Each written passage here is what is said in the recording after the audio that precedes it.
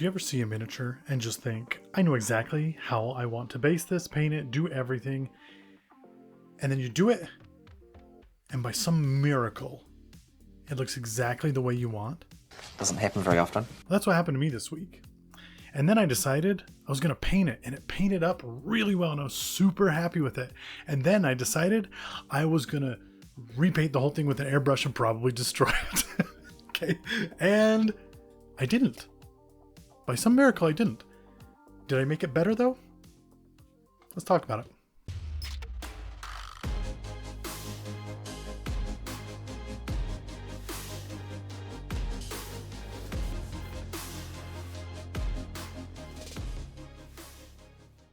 Okay, if you've watched this channel at all, then you know that I'm a huge fan of like old world miniatures. Okay, steampunk, that kind of era, fantasy. I love that. I love the 40k futuristic too. Let's be honest, I just like all things war games, and I have no life. That's okay. Recently, my big obsession has been Warcrow. Okay, and Warcrow is amazing, and especially these guys. They're called the Scions of Yaldabaoth. Try saying that 10 times fast, because it's a tough one. Okay, but they are awesome, and in my mind, they are kind of like the Adeptus Mechanicus of Warcrow. And I know that makes no sense because there's no machines among them, but like the mindset that the Adeptus Mechanicus have of that, got to be the best with what you've got, change your body to make it better. Yeah, they're all about that. But instead of using machines, they use magic and death and zombies, and it's awesome. Okay, and I decided that I was going to paint up one of their minions, and this minion is called the Needles. Okay, and it is a very cool figure. I loved how it looked, and just looking at how it was holding a candle and things like that, I just thought this would be an awesome miniature to like paint up and have going through in a cave and holding that candle way out in front of itself and lighting it up. And I thought, oh, I can try some OSL because I got my airbrush working great, and it's gonna be awesome. And it was awesome, but it was also terrifying, and one of the scariest things I've ever done with a model, because you put so much time into it that when you go back and you finally do that OSL, you're literally painting a model 2 separate colors. So it went from being, 7, 8, 9, 10 colors with transitions and shades and all this stuff to 2 colors.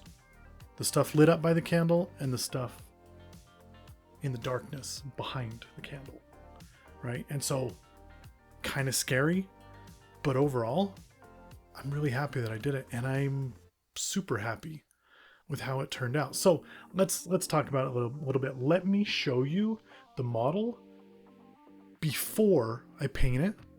Well, I painted it, but before I do the OSL, and the process of how I did the OSL with an airbrush, because in my mind, it is the easiest way to do it.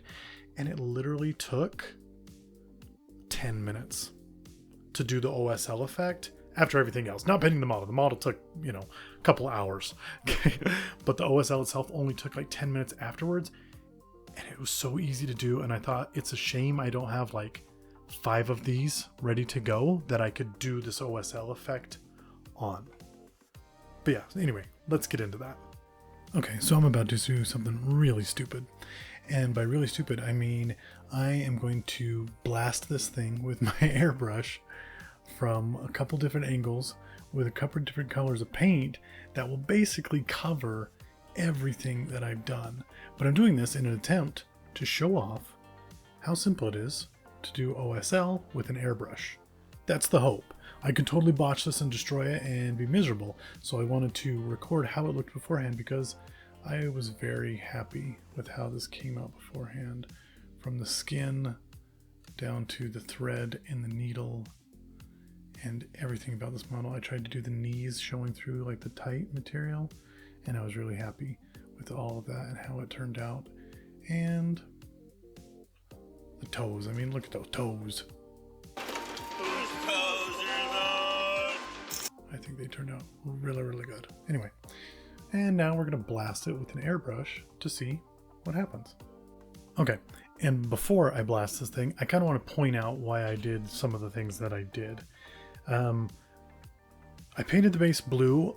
Normally I would paint the leaf or use the grass or use like a yellow grass because it's dead, right? It's supposed to be inside of a cave. But I thought I'm going to be airbrushing all of this so that can be that color and it's not that big of a deal. Now, the face, just kind of to point out what I did here with the face, I tried to do almost like a chrome coloring on the helmet. And what I mean by that is just white and grays. And it comes out looking basically white. I can change that color a little better to show that off. Okay, and a lot of the painting I did, I went into some detail, but I didn't go into like crazy detail because I thought, well, I'm going to be painting a lot of this. Some of the stuff that was messed up on the ground. I mean, technically, if the light is over here, then everything on this side is going to be darker blue. And what I'm going to be doing is I'm going to be using this, oh no, not the Gravedigger Denim. I'm going to be using this. The Exile Blue, which is just a really, really dark blue from one side. And then from the other side, I am going to be using my Sulfuric Yellow, which is kind of a mellow yellow. It's more of like a flatter yellow. I know right here it looks crazy yellow, but it's not that yellow. And anyway, and to get that yellow to work, I'm actually going to be using some white ink first to hope that everything kind of takes that yellow on a little bit. So yeah, let's jump into that and see if it works. I'm going to interrupt myself here and just kind of explain something else about the world of Warcrow that I absolutely love. And that is that there is this fog, okay, that moves about the earth. I need to read up more on it, but it's this red fog and it's awesome and it's amazing. And when you look at these Scions, they're red. Their skin is red, and that's because they use the fog. Everyone else in the world is terrified of the fog, but the Scions use it. It's like something that they move in. They hide. They use it to hide themselves. They don't make like large armies. They usually attack in small groups, and so this fog is like this thing that they can use and manipulate and kind of control, and it allows them to be stealthy and go into your home territory and beat you up. and so that's just one of the things I love about these minions, and I felt like I had to kind of stick to the red even though I wanted there to be flesh. I mean, the crazy thing is that these guys are elves.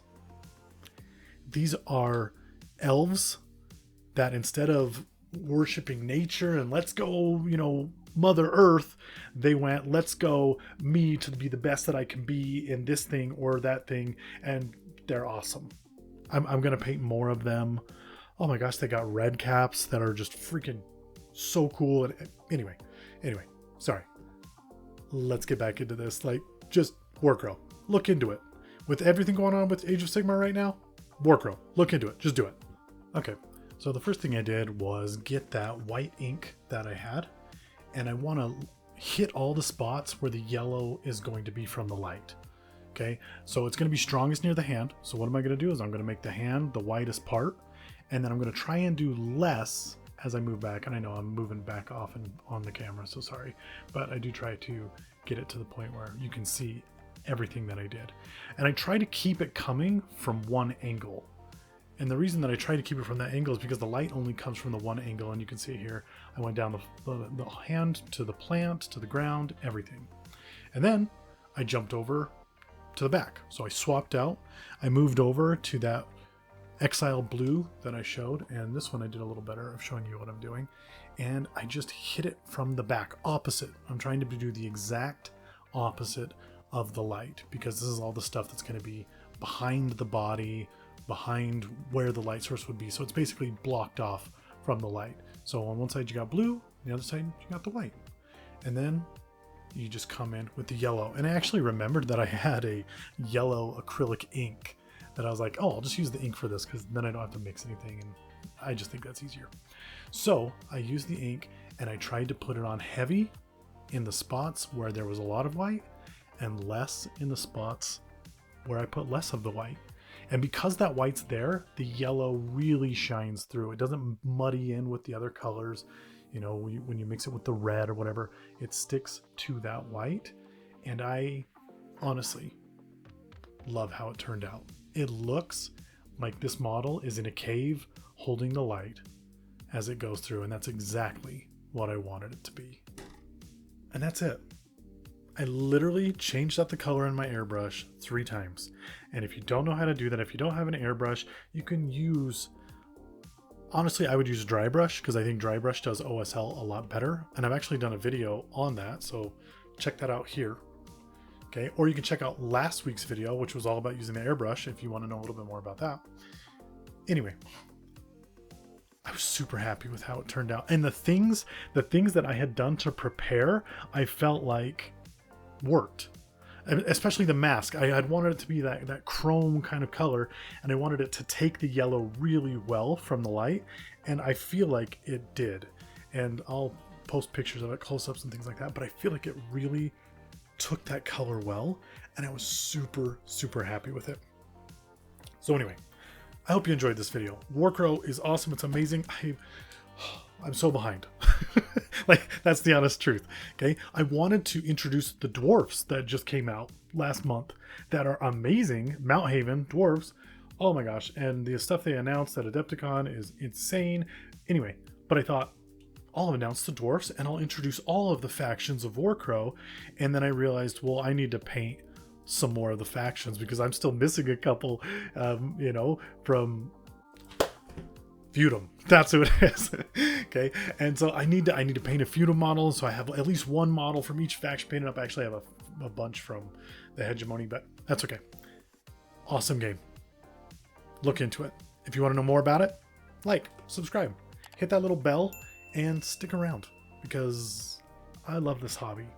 And I want to share it with you, and I want to show you what I'm doing, and I want you to tell me if I'm doing it right, and let me know if you think I'm doing it wrong, and watch as I ignore you telling me when I do it wrong, because I'm going to do things my way.